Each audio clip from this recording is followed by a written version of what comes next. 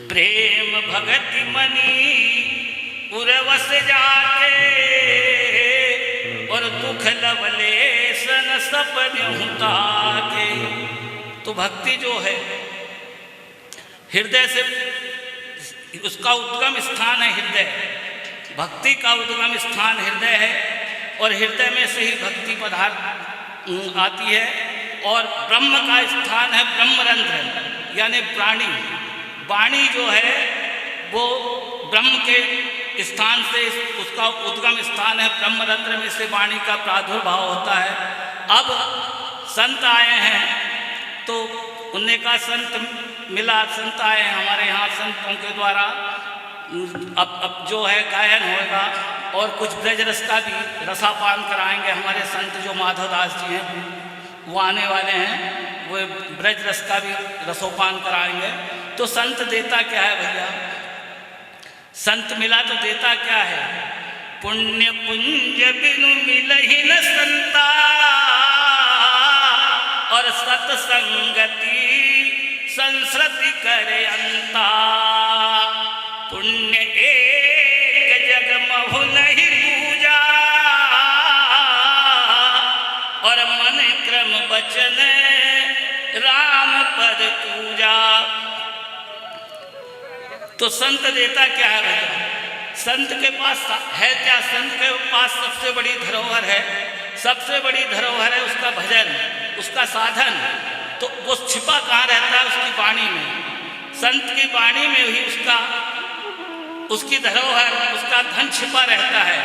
और जब वो होता है तब अपनी वाणी के द्वारा ही जब वो प्रवाहित करती है, उसकी वाणी प्रवाहित करती है तो वो धन उसमें बहता है, खल खल बहता है, रस की धारा बहती है। तो हृदय में जो काम क्रोध मद लोभ जो बैठे हैं, कैसे कि प्रेम भगति मन जल रघुराई अभियंतर मल कब न जाई। हृदय में जो मल बैठे हैं भैया, शरीर में ये तो मल का शरीर है, तो मल क्या है इसमें?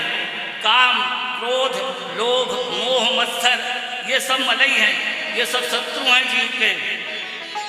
यही सब शत्रु जीव को पतन की ओर ले जाते हैं। और शरीर किस लिए है? मनुष्य का शरीर बड़े भाग्य से मिला है भैया, बड़े भाग्य से ही, बड़े भाग्यमान उस तनु पावा सुर दुर्लभ सद ग्रंथ निगावा। बड़े भाग्य से ही मनुष्य का शरीर मिला है। तो मिला काय के लिए है? अपने लक्ष्य को प्राप्त करने के लिए, क्योंकि इतनी अति कृपा है भगवान की, अति कृपा है मनुष्य का शरीर। और अपना प्रारब्ध भी इतना प्रबल था, इतना प्रबल प्रारब्ध था कि जब स्त्री और पुरुष का मिलन होता है तो शुक्र रज में जाता है। तो शुक्र में करोड़ों भ्रूण रहते हैं, करोड़ों भ्रूण रहते हैं, उसमें कोई एकाध भ्रूण ही शरीर धारण करता है। तो करोड़ों भ्रूणों में अपना नंबर लगा है, अपना तुम्हारा जो नंबर लगा है शरीर धारण करने का, कि मनुष्य का शरीर मिला है तुमको। तो मनुष्य का शरीर मिला है तो संसार की माया के लिए नहीं, ये तो सब अपने अपने भाग्य से कर्मों के अनुसार सबको मिलती है। ये शरीर तो इसलिए मिला है कि कम अपना गंतव्य का है। अपन जहाँ से बिछड़े हैं, बिछड़े कहाँ से हैं? अपन जिस स्थान से बिछड़े हैं भगवान के उसमें अंश से अपन अंशी हो गए हैं, छोटे छोटे उसमें से बिछड़ गए हैं। तो अपने को अपने स्वरूप में जाके ही मिलना है। यही सबसे बड़ा अपना कर्म है। मनुष्य का जीवन इसीलिए मिला है। भोग तो सब योनियों में मिलता है, आहार निंद्रा भय और मैथुन ये समान सब योनियों में रहती है। पशु पक्षियों सब में रहता है, ये सभी में आहार में निंद्रा रहती है। भाई किसी स्वर को तुम कभी अच्छी श्रीखंड खिलाओगे तो उसको आनंद नहीं आएगा। उसका जो आहार है, विष्टा जो है, मल जो है वो पाएगा तो उसको बड़ा आनंद आएगा। ऐसा आहार निंद्रा का आनंद भी किसी को भी सबको आता है। कैसा आता है? तो अपने को आहार निंद्रा भय और मैथुन से जो अलग हो जाए, इनसे जो बच के, मतलब ये तो सब इनको लेना ही है, ये तो सब जीवों में समान है। पर अपने स्थान पर अपन जहाँ से बिछड़े हैं वहाँ अपने को जाके मिलना है। तो अपने हृदय में जो भक्ति रूपी जल बह रहा है, तो प्रेम भगति जल बिन रघुराई, अरे अभियंतर मल कब हुन जाई। तो हृदय के जो मल हैं वो प्रेम भक्ति बिना नहीं जा सकते। और भक्ति कहाँ से प्राप्त होती है? सत्संग से। तो सत्संग कहाँ से मिलता है? भगति स्वतंत्र सकल गुण खानी, और बिनु सत्संगन पावहि प्राणी। तो सत्संग के बिना भक्ति तक नहीं मिल सकती। तो सत्संग होना, तो सत्संग कहाँ से मिलता है? सत्संग तो वहीं जो संत जहाँ रहेंगे वहीं सत्संग मिलेगा। तो संत देता क्या है? तो सत्संग पुण्य पुंज बिनु मिलहि न संता, और सत्संगति संस्कृति करयंता। संस्कृति क्या है? संस्कृति सबसे बड़ा क्लेश का है संस्कृति। संस्कृति यानी आवागमन। अपन बार बार पुनरपि जन्म पुनरपि मरणम पुनरपि जननी जठरम शयनम। बार बार माता के पेट में, बार बार जननी के पेट में अपन जाते हैं। किसी योनि में भी जाओगे आप, पेट में जाओगे, मल मूत्र के कूड़े में पड़े रहोगे, तो अपने को वो कूड़े से बार बार निकालता है। तो कौन निकालेगा? उस कूड़े से निकालने वाला संत होता है। संत के अलावा दूसरा कोई नहीं निकाल सकता भैया। इसीलिए संत को गुरु के रूप में भी कहा है कि गुरु बिन भवन निधितर न कोई, जो शंकर सम होई। तो शंकर जी के समान भी यदि कोई रहेगा, ब्रह्मा जी के समान भी कोई होगा, तो गुरु के बिना नहीं कर सकता। तो वही संत होता है। संत और किसी को नहीं, यही रहता है। अब माया का स्वरूप जीव, ब्रह्म और माया तीनों चीज है। तो ये माया का स्वरूप ये माया का ही परिवार है। काम क्रोध लोभ व्यापी रहे संसार महु माया कटक प्रचंड, सेनापति कामादि भट दम्भ कपट पाखंड। तो उसके ये सेनापति है। इनको जो भी हटाएगा ये स्वरूप माया का ही है। तो माया को हटाएगा कौन? एक बार क्या हुआ कि उससे क्या था, एक छोटा सा प्रसंग। जब सुदामा जी द्वारकापुरी में जाते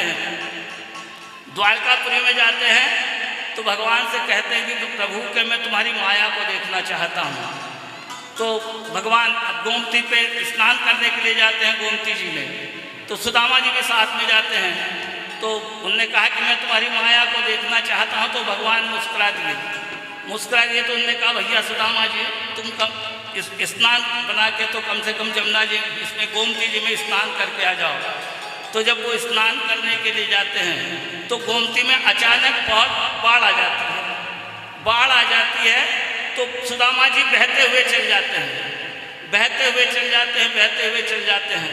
तो आगे जब दूसरा कोई गांव आता है, जब चिल्लाते हैं कि भैया मैं बह रहा हूँ, थोड़ा सा होश आता, तो गांव वालों ने उनको पकड़ लिया।